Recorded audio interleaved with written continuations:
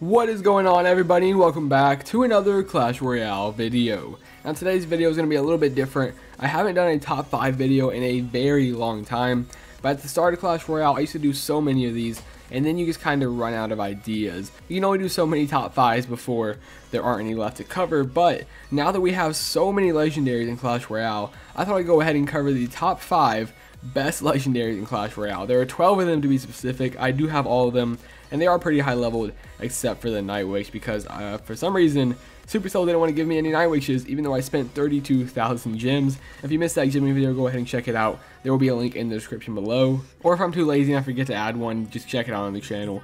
But anyway, I want to cover my personal favorite and what I think are the best 5 legendaries in Clash Royale with you guys. But of course, this is my opinion, everyone can have their own, so let me know what legendaries you think are the best ones in Clash Royale down in the comment section below.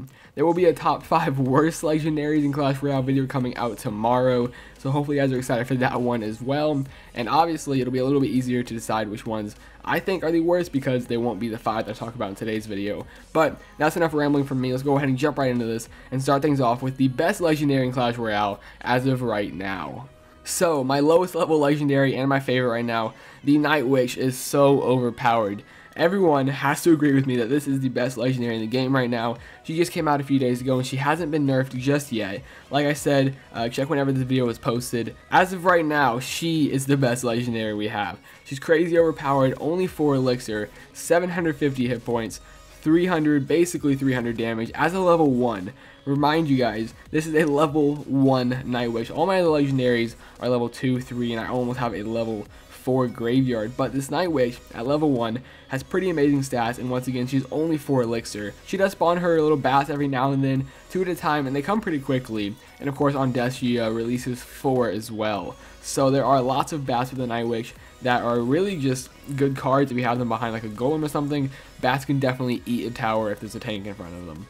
And just disregarding the bats, the Night Witch is just amazing by herself. She's great on defense. Of course, she's not game breaking, so if you place her down, it's not an instant tower or an instant win. But if you know how to use her, you can get her behind a golem or a giant or a lava hound or something. She's going to do a lot of damage. It's going to be really annoying to deal with. So right now, I personally think the Night Witch is the best legendary in the game. Number 2, I'm going to have to go with the Graveyard. The Graveyard is pretty OP and has probably been one of my favorite cards since it's been released.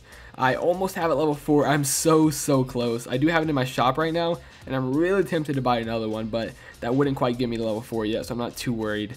But anyway, the Graveyard is, I mean, you guys know what the Graveyard does. It's crazy overpowered, especially if your opponent can't defend it. It spawns a skeleton every half second, so even a naked Graveyard on a tower could do a lot of damage by itself, considering skeletons spawn faster than the arena tower can shoot. So you need to have something back there, like archers or a witch or anything like that, to destroy these skeletons as they spawn. But even then, all your opponent has to do is throw some arrows or throw a fireball zap, and those troops are dead as well, and skeletons continue to eat that tower.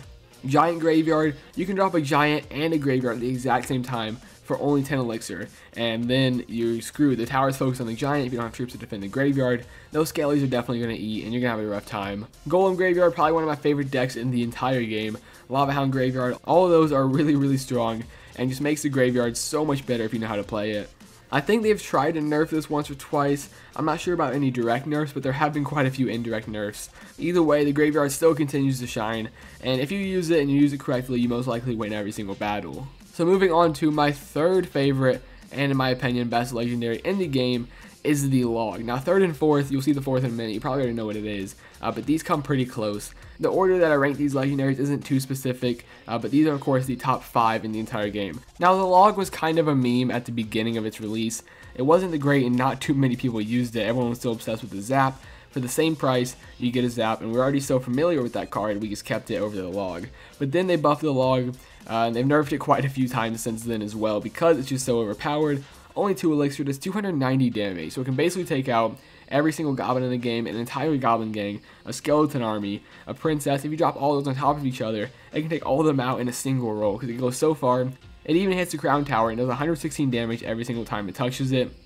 But this of course is a level 3 Log, a tournament standard does 96, and 240 total damage to troops. And even when it's not used to take stuff out, it just bounces them back. It can roll back a prince from its charge, discharge the prince completely. It can stop a hog rider from getting an extra hit off. It can push a golem or a royal giant into an inferno tower. There are actually so many uses for the log and so many clutch situations with it. I love this card, and I definitely make sure I have it in every single deck that I use. Now for the next legendary that I absolutely love, it is the Electro Wizard.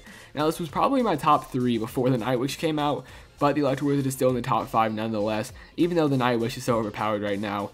The Electro Wizard is a zap, but then after you waste that zap at the initial landing POW that it has, you get a bunch of more zaps in a row because he's basically just a wizard that walks around zapping everything, and he does a decent amount of damage as well. You don't want to leave him alone on a tower because he will do about 200 damage to that tower every single time he zaps it.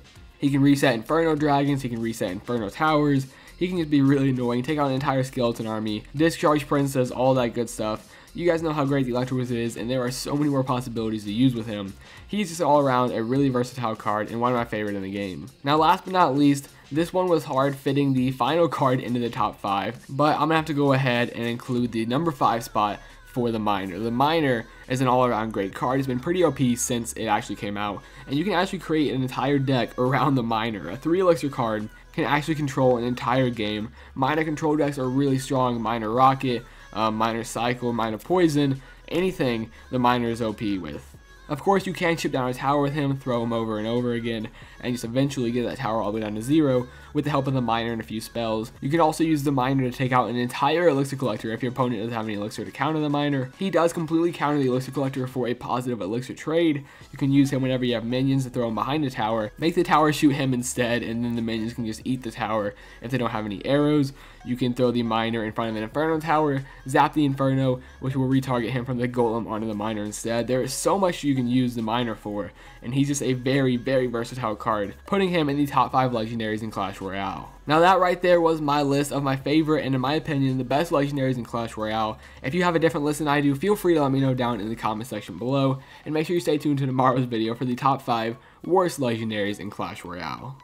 But with that being said, hopefully you guys did enjoy today's video. If you did, go ahead and smash that like button down below. I didn't mean to offend anybody or hurt your feelings if one of the cards that I didn't mention is one of your favorite, or maybe you hate the Graveyard, or you hate the Electro Wizard, and you don't think they're top 5. Like I said, just my opinion, you can have your own as well. But that's going to go ahead and wrap things up for today. Thank you all so much for watching, and I'll see you next time.